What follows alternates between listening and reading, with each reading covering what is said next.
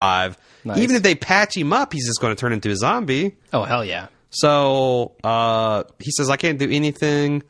Rick decides he needs to die, which is pretty, it's like I would want to. Yeah, he's dying anyway. Let's speed it up. But he can't do it. Suffer. This is the first time in Walking Dead history that Rick fails to be able to do a clutch pistol death. Yeah, and I don't know what that says about the character at this point, because we see he's obviously not afraid to use a gun. But the thing, yeah, and what the hell? But he is afraid to then kill Randall after Carl sees it, and now he doesn't want to kill Dale. But that's a mercy when he's obviously killing. Dead. Yeah. Like, I think Dale, if Dale could say anything, he'd be like, let me die. Yeah.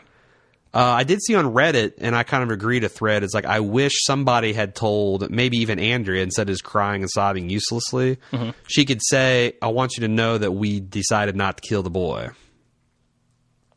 Wouldn't that be nice? A nice thing to tell Dale as he's dying in agony?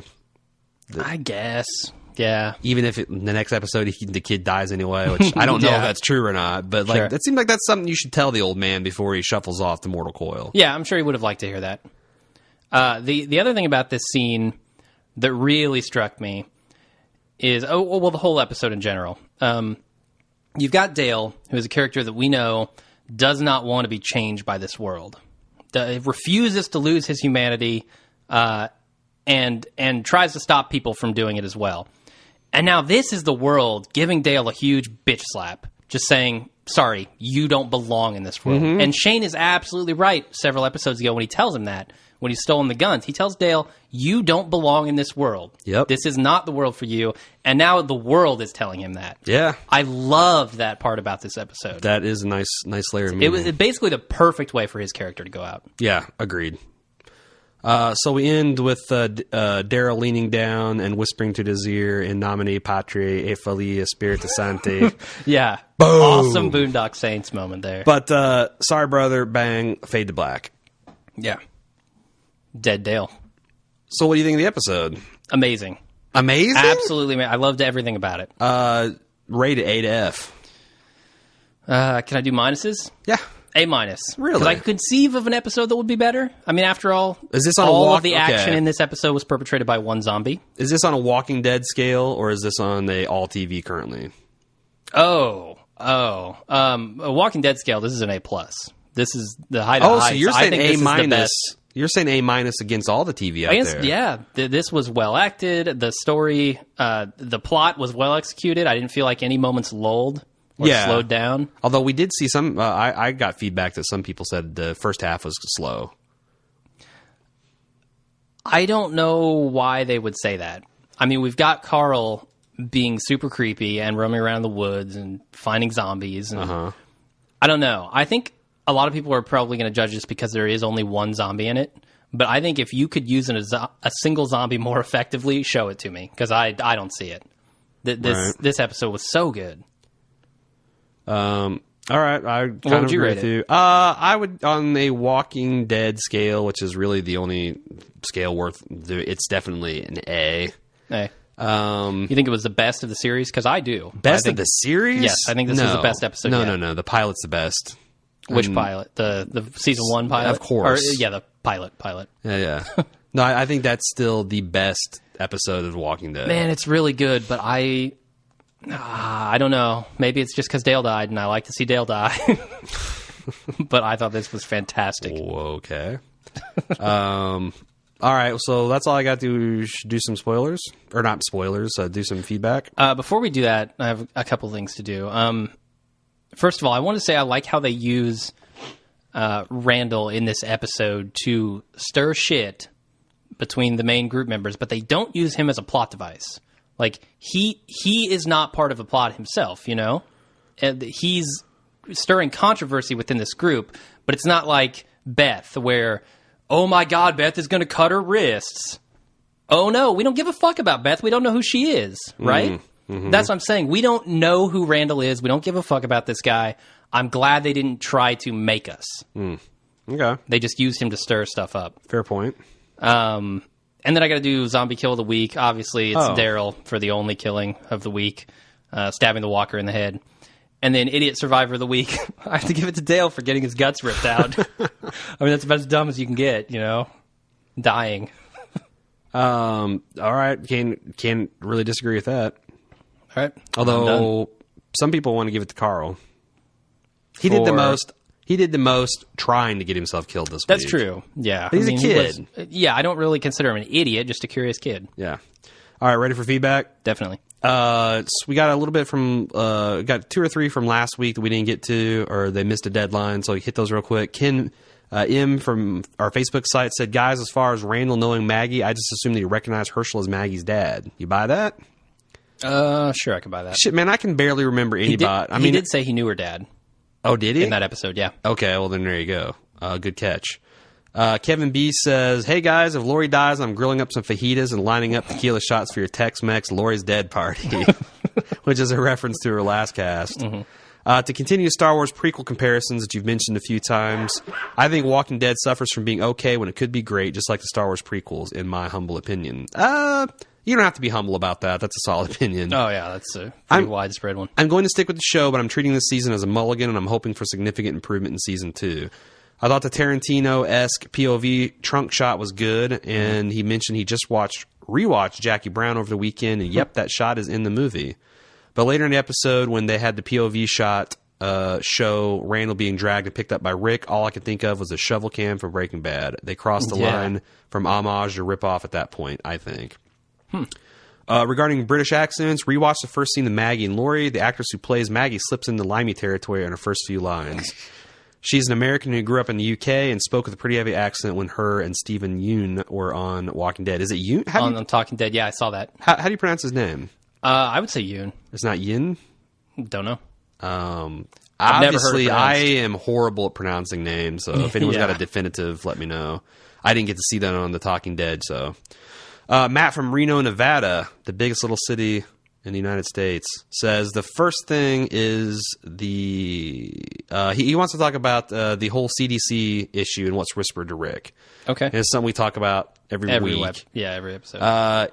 He agrees with us. It's lost all meaning to him at this point in the story, but the reason it has is because he can't get behind the whole everyone is infected idea. Because it doesn't make any sense. You're telling me that no matter what, everyone who dies comes back. So what about before all this? Where did it start? If everyone who has been had this running through their blood, where are all the dead before who had died? Are they just saying it just started happening? Unless the show is going for the whole Dawn of the Dead where there's no more room in hell, the dead will walk the Earth mystic approach. If it's not like that, there'd have to be some kind of I Am Legend approach of the government making a mistake and releasing the virus, and it would have to be airborne for everyone to be affected. So he's basically taking, and I have the same problem. If the supposed secret is that everyone's already infected and everyone turns into a zombie when you die, my question is, how does that work? Everyone in a whole fucking planet did everyone get infected? Got simultaneously infected, but the zombie part of it just started spontaneously. Water supply? Bio-terrorist attack? Yeah, the world is tough to believe. We don't know that it's spread to the whole world, though. Well, no, we do. Jenner says that everybody... Well, we don't know all if everyone's... of the stations went down. Yeah, nobody's communicating. We don't know if it's everyone's infected. That's one of the popular theories. But I'm kind of with him. I find it hard to believe, but again, it's a fucking show about the dead rising, so... Here's the other thing. Remember the premiere of this season where we see a whole bunch of cars full of a whole bunch of bodies with no headshots. Well, how do you explain that if everyone's infected? I guess Glenn Mazzara hand-waved that off by saying, well, all the windows are rolled up and in the Georgia heat it would boil the brains to where... Oh, okay. This is the guy who says, are you sure there weren't 2 knives? Yeah. Get the fuck... Okay, did we talk about that on the cast last week? We did, We right? did, okay. Yeah. Ridiculous. Matt does conclude and says, what he thinks would be interesting if they took Kirkman's original pitch for the comic, which was it was aliens who released a virus to wipe out humans so they could take over the planet. Turns out that pitch was just a lie to get them to publish the comic, and he never intended to go forward on that. Good. That would have been ridiculous. Then you can have Mars attacks. Sure, yeah. We're done with the zombie storyline. Let's get the aliens in. Karen McD talks about something we haven't talked about in a while. Has anyone noticed the electric lights are still working on the farm? They hadn't really noticed it until Lori puts leftovers in the refrigerator. Yeah. Are they really wasting fuel to run a generator 24/7? Not to mention the sound that the generator would draw walkers. Yeah, they are. Yeah, they definitely are. She thought the whole scene was absurd, along with Lori putting food in the fridge, wiping counters, folding dish towels like little Susie Homemaker, while Maggie and Beth argue about wanting to commit suicide. I wish she'd get her head out of her rear and start paying more attention to Carl Jr. because that kid is getting really weird.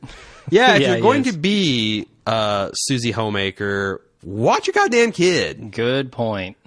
Good point.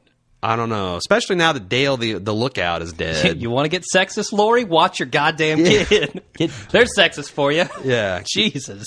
Anyway, I actually think Betty Draper would be a better mom.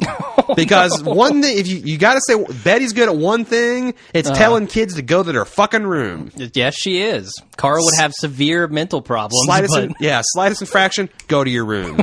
And crippling emotional abuse. Yeah. That's how you keep children in line. Oh, God. Slap them. I don't know who I hate more, honestly. Slap them around for masturbating, too.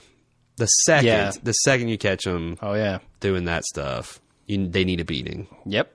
So, there's one thing I've learned about parenting in 4 years of watching Batman. Oh, God. I feel for your kid. That's my new thing. On to the new stuff. Drew T says, oh, God. I'm interested to see what our listeners are going to think about this episode. Will they be split like they always are? The internet reaction is all over the map. And I feel like that because everyone loved last week's episode when we hated it, and a sizable majority didn't like this episode, and we loved it. So what the hell? Wow. Blows my mind. Drew T says, Carol's cornier than Native American poop. That being said, this was another good episode. As Rick hammered home last episode, Carl is his son. The apple doesn't far from the tree, and the Grimes boys are a strange fruit. Both of the Grimers are putting up facades. Rick says he doesn't want to kill Randall, just like Carl doesn't want to be grown up. Andrea makes it clear Rick is the leader. Randall was his call, but he gave Dale every opportunity to persuade the others not to kill him. A man who's made a decision that had to be made doesn't leave it up for debate. True. Carl similarly doesn't want to be an adult, although he acts like he always does. He literally goes on to cry on his mommy's gaunt shoulder. Plus, Rick Light couldn't pull the trigger on a zombie, and now Dale's death is on his hands. Rick can't pull the trigger on Randy. If he winds up hurting people, that will also be on Rick. As an aside, Dale was gutsy. Ha, ha, ha. But wrong. Wow. Their world is survivor of the fittest, and humanity is malleable, not a choice. Hell yeah. Humanity is nurture, and they're out in nature. Rick's unborn baby won't have a choice to act like Dale. Anyway, I hope you feel better, Aaron. Let Jim be the penicillin to your clap. What the Now you've infected me with not the clap. Hopefully. Yeah, the shoe's on the other fucking foot. I gotta say, after 4 weeks of being sick, it's your turn. I'm feeling it too. Ugh. KB says, hey, Jim and Sidekick. Fuck Rick Grimes. I feel better all of a sudden. I'm going to go into Rodney Dangerfield territory here pretty soon. I'm getting no respect. I get no respect.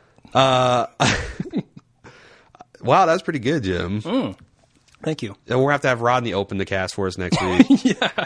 I'm not convinced Herschel would give up Glenn his blessing so soon. You guys have mentioned how Glenn and Maggie's relationship was moving along pretty quickly. All we've seen between them is some shared panic and fear, casual sex, and exchange of some initial words of support. What more do you need? Sure, the zombie apocalypse is a love multiplier, but does all that really add up to her bypassing her father and running to Glenn? Even Beth has some perspective on this subject. I've been with Jimmy for 3 weeks, and now I'm married to him. Yeah, that's a good point.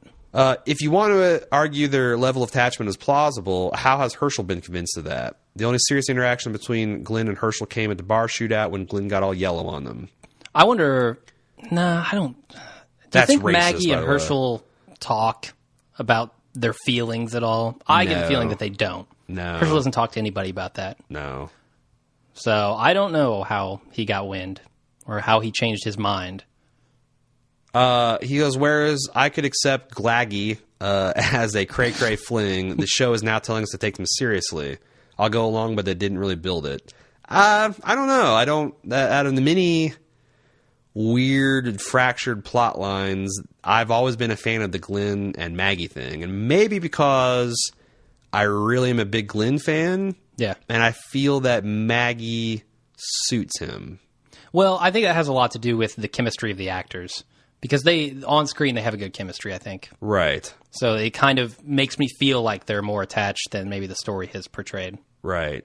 And I don't know. I mean, the one slow pace, I do feel like, first of all, you got to remember they're young. Second of all, I don't think Maggie got into this wanting a serious relationship. She just wanted her physical needs met, which Glenn apparently doesn't do all that well. But I think she started caring about him when he saved her life. I mean, definitely. So I think that this is a decent amount of build up, and I'm going for it because I'm a Glenn fan and I like Maggie. So, yeah. He wants us to consider Carol too. This past episode, she flips out about people looking at her like a crazy. I don't recall any prior highlighted instance where someone looked at her that badly. Shane cleaning her up is the only thing I can think of. Yeah, I don't know. Carol's been an enigma to me. So first, Sophia dies, and Carol and most of the audience is emotionally struck by the incident. The next episode, she's understandably distraught and is retreating from others while struggling to gather herself. But then basically the next day in their chronology, she runs to Daryl worrying about Lori's whereabouts. Does anyone else think it's a bit implausible that in the span of 24 to 48 hours after Sophia's death, she'd be engaging the group's problems with that much urgency? I don't know, man. People deal with grief crazy-ass ways. Yeah, and when you deal with that much grief that Carol was going through, I don't know how that affects you. Especially with the husband thing. Yeah, with Ed being physically abusive. She had a huge emotional reaction to that. Yeah, and she... I mean, we kind of saw that with her interactions with Daryl as well. Mm-hmm. So... They said, of course, there's Andrea's turn last episode. I think we're to understand that she didn't get through her suicide phase because she chose to. So now I don't know how the writers thought they could have Andrew recycle that argument. Yep. Other comments in the past episode, even though I wholeheartedly agree with Dale and wholeheartedly disagree with Shane, the timing and delivery of Shane's "oh my god" line was so perfect and hilarious. The show really benefits from having him as an antagonist. When is this? When does Shane say, "Oh my god"? I think when he when he walks up to Dale's ripped out guts. No, in the back. I believe when the first scene where they talk about this is what we've decided to do after the torture, and Dale's like, "Are you serious?" And he's just in the background going, "Oh my god." Gotcha. The twisted background music when Carl confronts Randall and the zombie was a very nice touch. It was dark, but it had elements of a nursery rhyme. Yeah, I caught that. I actually had notes about that. I forgot to mention it. Nice. I don't really hate Carl, but come on, don't tell Carol to calm down. And he says he doesn't trust Randall with us. Rest in peace, Dale. You did odd, distracting facial expressions, but you were a glue guy who understood that focusing purely on self-preservation produces a hostile, unsustainable society in the long run. Not happy he's dead, but it helps build plot and characters. It also keeps people from getting their guts torn out by zombies. He does have a shout out to your coffee theory. He goes, I'm going to go back to look at the scene where Andrea goes through Dale's RV cabinets looking for wrapping paper. Maybe there's some Folgers coffee foreshadowing Dale's death. Oh, boy. Yeah, I'll never live that coffee theory down. It was good while it lasted. I actually thought you came out pretty good because I think people did forget. Oh, they did, totally. Nobody ever mentioned it. Brian KD, hey guys, love the season so far, but after listening to your insights, I think it's just that the other seasons have been so bad that when something interesting happens, I'm so grateful. I know we differ in our opinions on Dale, but now that he's dead, I hope you guys can at least say something nice about him. Amazing speech in the farmhouse. Who will stand with me? Yeah, I mean... Other than Dale fucking up the lookout and his old man routine with the watch on the fire, I actually thought he was an interesting character this season. Yeah. And I'm interested to see what happens now that he's not no longer around. Yeah, what was his influence on the group contributing toward whatever goal they're after? Mm-hmm. And I don't know. I really don't. I mean, I don't know what they're going to do. Is he the only one keeping Rick from going full on Shane mode? Maybe Andrew will pick up the torch now. Maybe. She'll be the one that keeps people's humanity in check. I don't know. Somebody has to, because I don't think Daryl's the guy to do it. No, Daryl doesn't care. Jesse from VA, Virginia said, my first thoughts were pretty much meh, but then after a rewatch, I thought it got better. A solid 10 for 10 for me. Oh, okay. You thought it got a lot better then. Yeah, he said the first watch would be a 4 out of 10. 10 I know. Wow. But just for fun, let's focus on the negatives. Carl acting stupid and throwing rocks at the zombie in the swamp. I know he's a kid, but he also knows what happens to Sophia. That's a pretty good point. Yeah. But I also think that makes him kind of want revenge. Oh, yeah. And also, he said, I wish I could have been the one to shoot Sophia. I mean, I kind of think him wanting to practice the guns and his martial arts is a natural thing to do. Mm-hmm. Dale going out by himself in the dark. Yeah, that's pretty suicidal. Although he did have a gun. But with his lookout skills, he should be fine. He did have a gun, you're right. Also, did you notice that that zombie ambushed him in the middle of an open plain? Yeah. Oh, yeah. So he was mesmerized by that cow. But that zombie, Carl Lewis sprinted from the edge of the woods. No. I think he was laying in the grass. Oh, he could have been. Because he was still crawling towards Carl. He could have been. And then when Dale showed up. Since we're going back to that scene. The better scene, question is, how the hell did the cow get killed? Yeah. I think the cow could have just been like, "Rrr," and walked off. Maybe. I don't know. Because apparently they could rip guts out pretty easily. True. He goes, but all those were just minor annoyances that could be sort of explained so I can look past them. But here's the most obvious problem and the elephant in the room. The whole damn episode should have taken place last week as Randall was healing. What the fuck were they doing, and why didn't they interrogate Randall then? Yeah. Yep. So, okay, let's talk about that. Structurally, yeah. What if this episode happened last week, and last week's episode happens this week?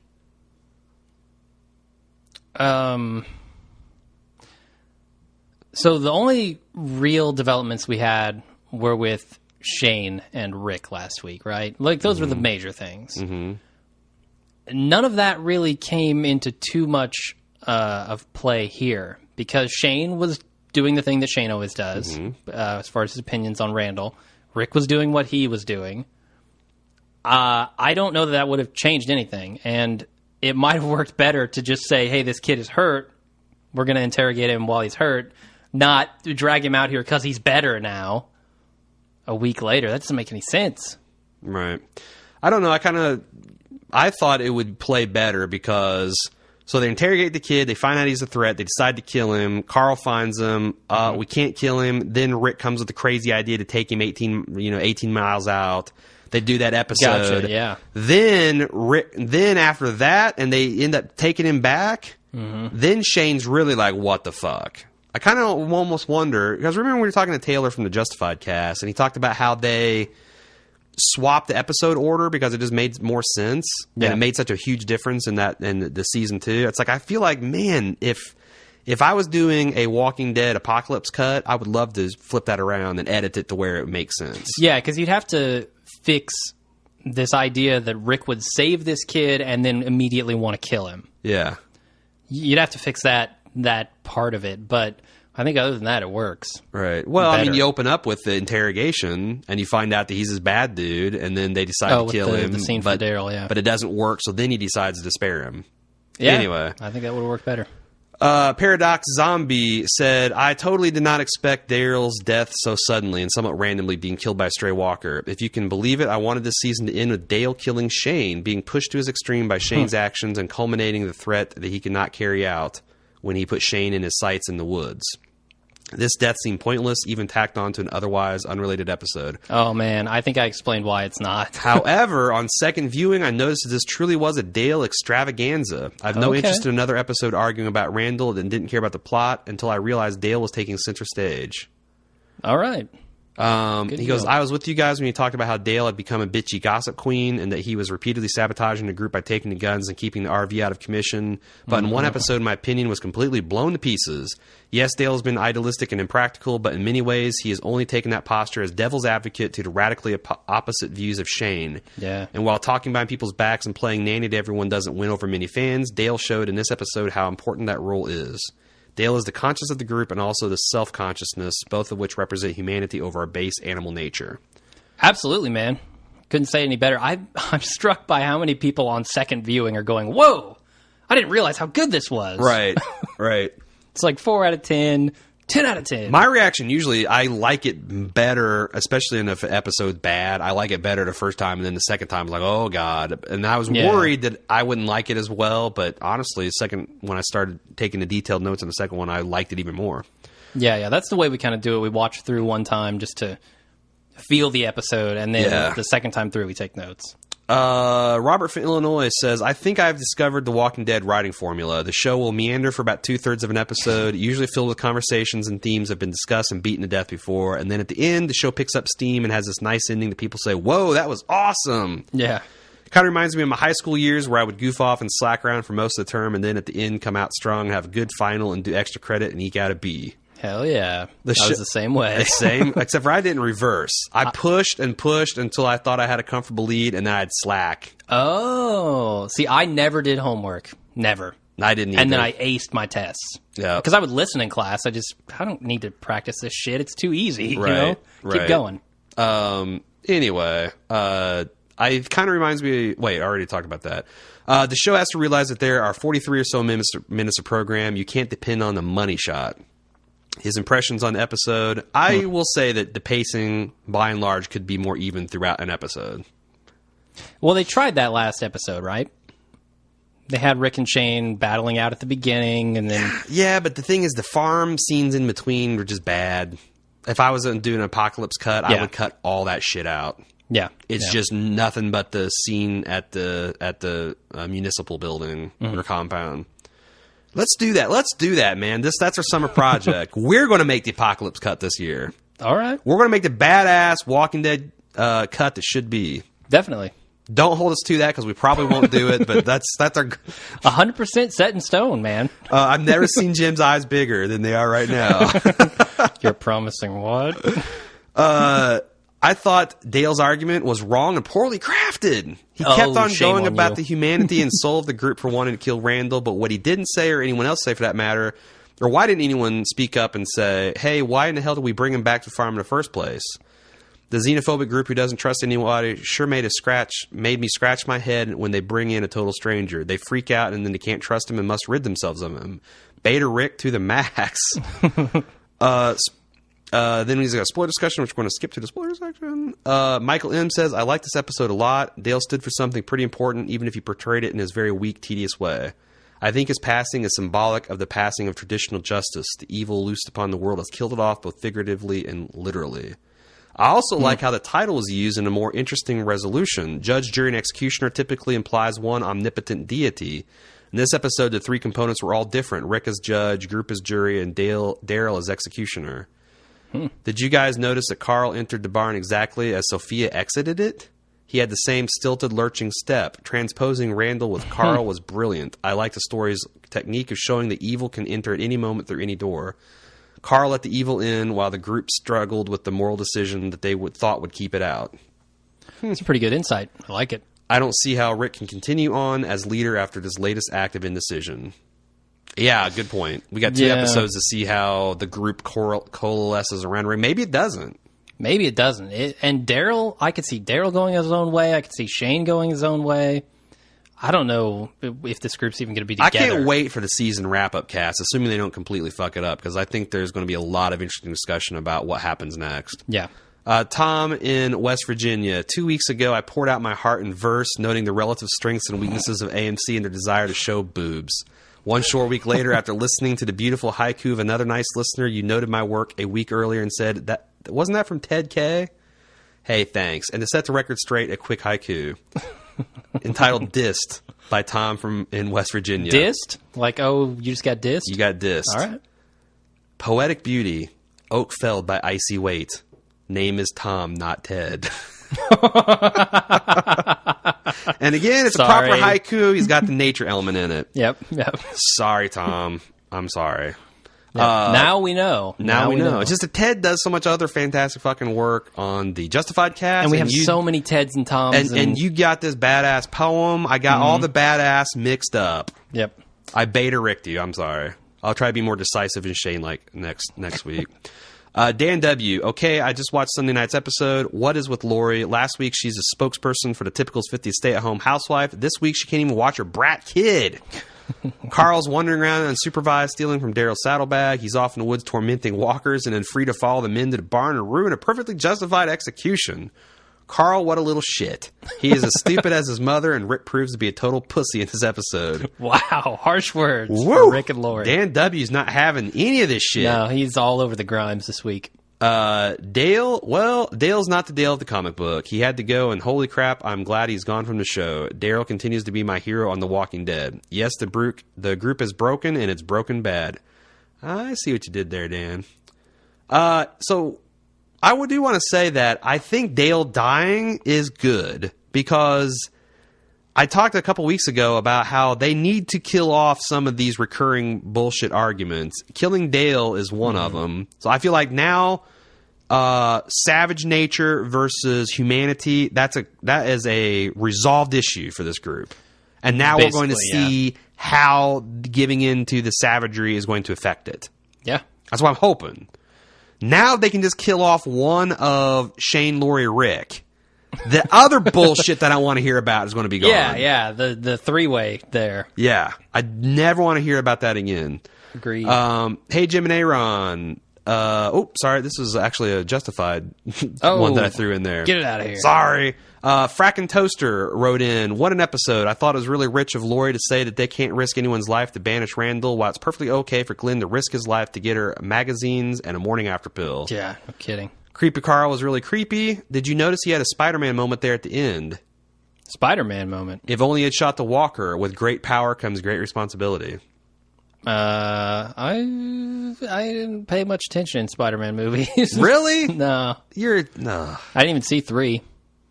Oh, saw 1 well, and 2. you dodged a bullet there. Oh, good. Spider-Man 3 is like Godfather 3. Better left not mentioned as part of the stronger trilogy. And Dale, what can I say? Who will be the voice of the far left in the group now? Maybe Andrea? Did we already know that she was a civil rights lawyer? You know, interesting. I saw the very first decent D&D style alignment chart for The Walking Dead. Nice. Mm-hmm. And I also thought we could probably accurately plot out who would vote for who in this series at this point.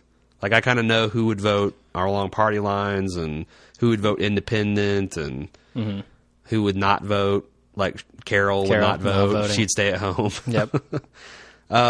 Matthew Brislin says, I bet Dale wants full trials for all the detainees at Gitmo. Oh, we're getting very political in this cast. Yeah, can't go there. Moving on to James P. What will it take for T-Dog to get a line? Apparently next week.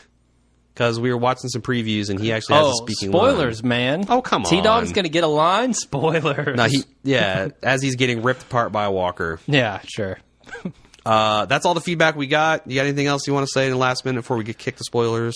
Surprisingly, his line is, I finally get a damn line. I got to die? No, I have nothing else to say. Oh, shit, get this walker off me. That's his line. Yep. If you like to keep up with my guts. Is that a Nick Cage reference? No. Guts! No. My guts! Why are there bees in my guts?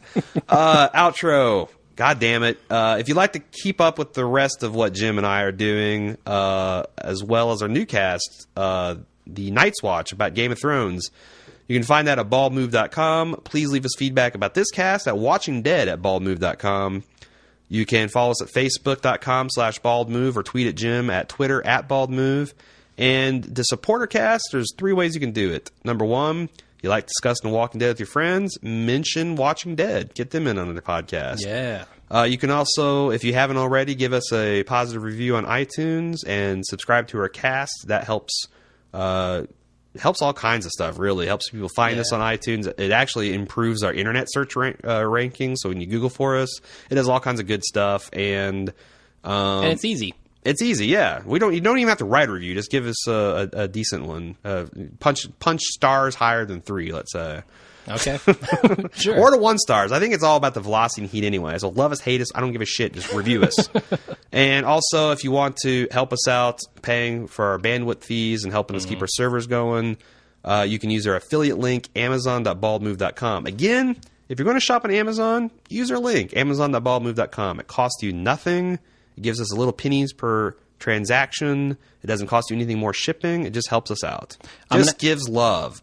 It's a love engine. I'm going to add one more. This weekend, I put up a T-shirt at baldmove.spreadshirt.com. People might like it. It's the I Crossbow Daryl Dixon. I was going to let them see for themselves, but yeah. It's I Love New York with Daryl Dixon there. Yeah, it's actually, I think it's pretty clever, and I'll link that.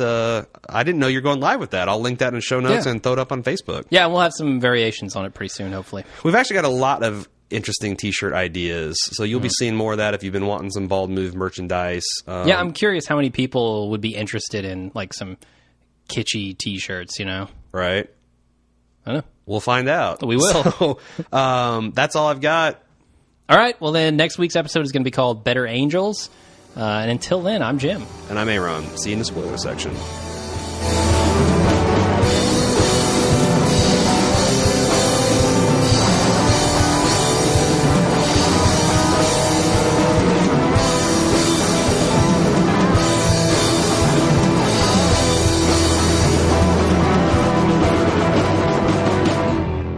And we're back with the spoilers. Go ahead and run the preview for next week. On the next episode of AMC's The Walking Dead. Dale said this group is broken. We're going to prove him wrong. I made a mess of things. I can't imagine how hard that is on you. Cut him loose. Back to that now. This is what's happening. Swallow it. Just snuck up on me, clocked me in the face. Get everybody back in the house. Glenn, Dale, come with us. There are only 2 episodes left. What are we, 15? I can't help it, man. That line every time. We watched this 4 or 5 times, and I thought I got all the giggles out. So, spoiler for next week: Shane gives Rick a blowjob, and he swallows.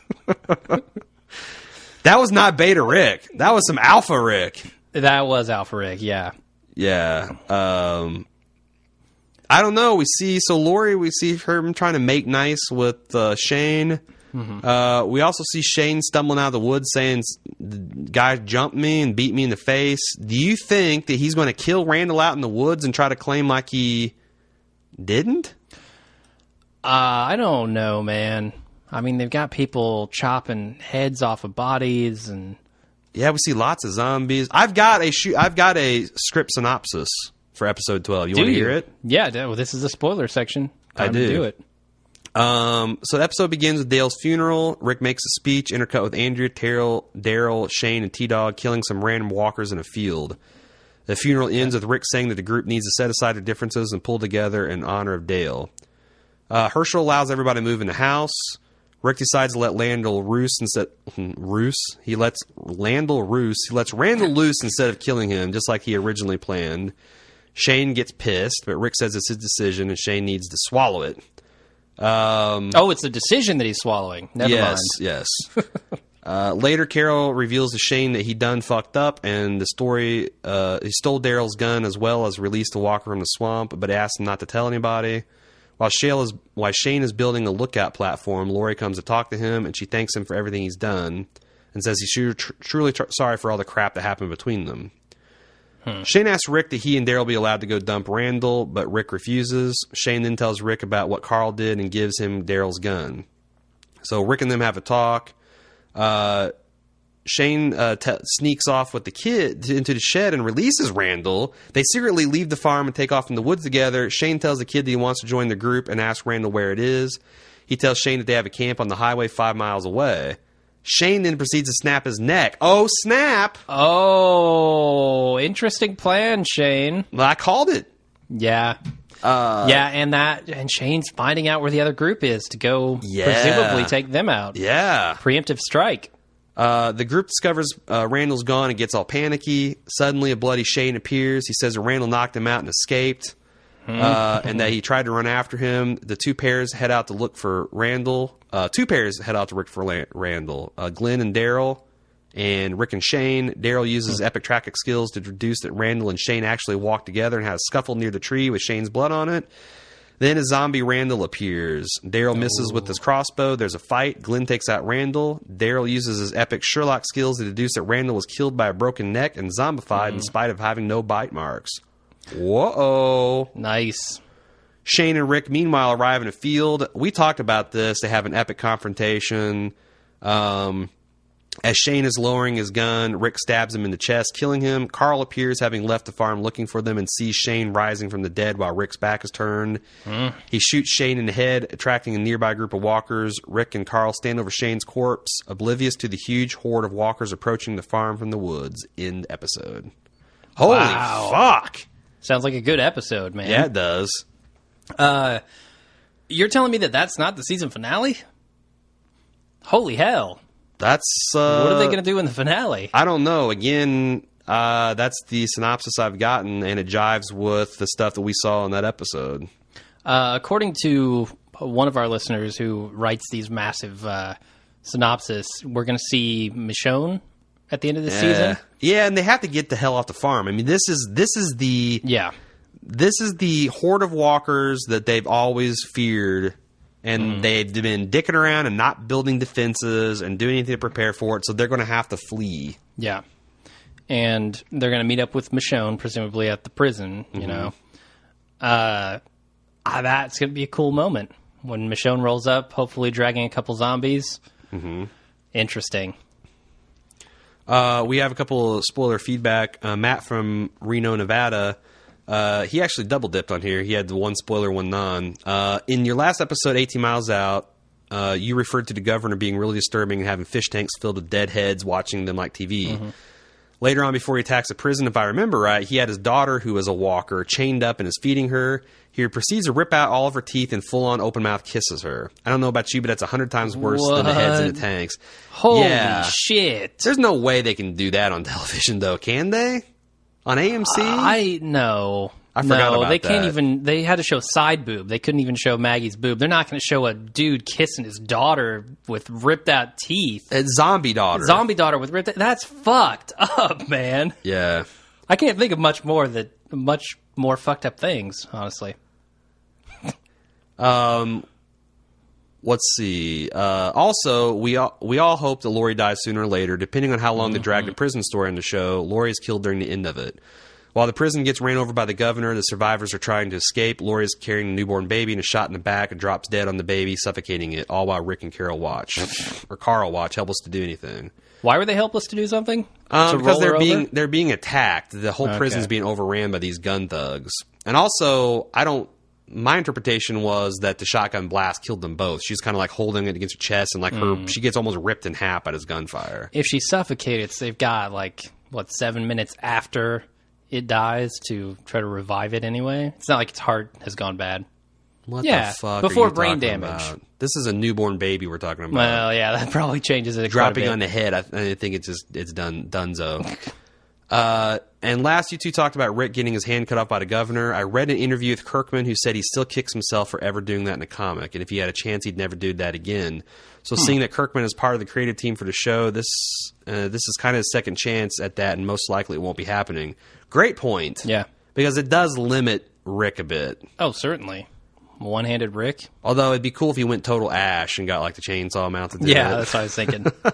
What would he mount? What would Rick mount to his arm? I don't think it'd be a chainsaw. I think it'd be maybe his badge. Maybe he'd mount his badge to his arm so he can just show that to people. One thing I noticed from the show is that most of the major events are pulled straight out of the comic. Amy getting killed, Jim getting bit and wanting to be left behind, the barn full of walkers, even iconic shots like Rick riding into Atlanta. Everyone is wondering how Shane is going to end. The way the show has been going with these types of major deaths is staying true to the source material, and that would be so much more powerful if Carl had to put Shane down like he did than having Shane get bit and come back. Maybe even throw in having Carl choose to have to choose who gets shot. Yeah, I don't know why they're not doing it like they did in the comic. Yeah, I don't know either. Like he saves his dad. That would be the perfect thing for this kid to do. Right. I don't know, because I feel like I don't know why they're doing that this way. Maybe because the way they've drugged Shane's fate out, they wanted to... Because Shane's also how they find out that you come back from the dead. Everyone comes back from the dead. Yeah. Because Rick comes back when he suspects this. He goes back to the site where he's dead. He digs him up and finds out that he's alive down there. Which is pretty fucked up. Yeah. So maybe by compressing all this, they had to have Rick kill him and then as an homage to the comics, Carl killed a zombie Shane. I wonder if there's not some sort of like production thing with AMC where they won't let a kid shoot a living human, like kill a living human. It could be. I don't know. That's total speculation, but that seems a little rough for TV. True. Where if he's a zombie, he's a zombie. Yeah, right. You can do anything to them. They're the new Nazis. Sure, yeah. Our friend Levi Jeans from Personal Arrogance. Yeah. Again, our affiliate link, pa.baldmove.com, if you'd like to check their podcast out. He says, hey, I think my original pitch for watching Daryl still fits. I was glad to see the Personal Arrogance guest, Norman Reedus. Yeah, point of fact, they actually did moderate a Boondock Saints panel. Pretty cool. With them. That was pretty cool. Glad to see Personal Arrogance guest Norman Reedus get some more screen time this week. I'm titling this episode Daryl versus Dale, which satisfied my desire to see the end to the Weasley old man, and at the hands of Daryl, it was just icing on the cake. I know Dale's supposed to be some sort of moral arbiter for the group, but the way he went around everyone's backs gossiping like some housewife from New Jersey made it pretty easy to watch him go. I don't know about you guys, but I thought we'd see Carl putting a bullet in Randall this episode. His creepy attic moment was suspenseful, and anyone who read the comics knows Carl is due to kill without remorse when he sees the adults incapable of doing it. My question is, if they have him kill Randall, how does that change the character of Carl? Because it's still very early in the timeline to unleash his merciless underage killing side. Well, we know they're not going to do that. So that's sorry, we spoiled you. The thing is, I agree, and I think it's going to be, again, hard for AMC to have a child killing people, especially other children. Ooh, yeah, that is a no-go. I think guarantee. No. They can do this. It just have to happen off camera. Okay, they're certainly not going to show him shooting any other kids. Impossible. No. They might hint at it. Whatever happens, I look forward to the series finale, Daryl versus Carl, where they duel in a long tent standoff like a Sergio Leone Western. Yeah. Awesome. What else was I going? I had an I have one other thing point that I about neglected. the overall arc. Okay, I've got it in mind. You shoot. What do you want to talk about? Real quick, I feel like I would be doing disservice. I didn't mention this. When Dale is being ripped open by that zombie, I thought it was so creepy. The look on that zombie's face, he's just like, his eyes, his ripped open mouth. And Dale knows what he's got to protect against, that mouth. So he's got his hands up at his neck. He's trying to keep the mouth away. But that's the thing about zombies. They have multiple deadly weapons. Their hands in their mouth. And he couldn't do anything while the zombie ripped his guts open. Otherwise, he would have had to stop protecting from the mouth, and he's dead. So you think... yeah, I don't know. I mean, we talked about that. It seems like the zombie is not the strongest of zombies. He's skinny. He's long dead. But I thought that maybe Dale would be an equal to this guy. But you're like, no, Dale's old. Well, Dale's old, A. And B, zombies will keep coming at you until they're physically unable. Like, Dale, strain as much as he wants, he's not going to keep this zombie off of him until his muscles rip into pieces, you know? The zombie is coming at him with literally everything that the physical form can muster. I don't know that I could say that about myself trying to keep this thing off me. Well, I gotta try pig. That's all I got to say. You get tired. Zombies don't care if their muscles burn. They're just gonna keep trying to eat you. I'm pretty sure zombies are in constant fucking pain. If they're aware of any, so they've got a pretty high pain tolerance. Certainly. So my thing, here's the biggest miscalculation I think the show made. Okay. Which is they chose to shoot the farm as a whole season. And they did that for budgetary reasons, because they just wanted one set of locations and one set of sets. I think that weakness will be a strength next season, because all the accounts we've read say that they're moving to the prison. Yeah. That Herschel's Farm was a one fucking comic book shot. Yeah. The prison is an entire arc. You can set up shop at the prison with the story that they've got and tell a proper story with exciting points and character development, and not just fuck around and be bored inside that prison. Yeah. And I'm kind of hopeful that there's a couple set pieces like that in the coming, seasons ahead, where I could see them, they could do this and it won't be boring, and they could do that and won't. They've got material to go. They've got material to spare. So I kind of almost think that it might have been a little bit more expensive, but I wish they'd found the way to spend three or four episodes at Herschel's farm and then immediately jump and spend the rest of the season at the prison. Yeah. Because I almost think there's maybe 2 seasons worth of material at the prison. Well, what they did is they almost reversed the farm and the wasn't the housing edition more of a factor in the comics? They could have spent... It's been a while there. They could have spent an episode there, but I don't think you could have spent more than that. More than a couple, yeah. And that'd have been all new sets, all new location. I know they did... Well, I mean, that's what they did in Season 1. They had them at the camp in the woods. They had them downtown. They had them at the CDC. And we saw a lot of locations in Season 1. Right. Season 2, you're right. It's just the farm. And we know that the budget cuts weren't that important because Glenn Mazzara himself said, you know, the budget cuts are not... They're kind of really overblown. So I think that they just decided to do that structurally. Or do you think Glenn Mazzara is lying and the budget cuts are hurting? I don't know. I can't speculate there. All right, me either. Too much speculation for one episode. I just know that a lot of Hollywood insiders kind of poo-poo the budget cut excuse. I know a lot of fans cling to that. Yeah. Like a Starving Walker as a excuse for why the episodes are perceived to have a lack of quality now. But I really think it's just mostly structural storytelling problems. Well, they still cling to Darabont being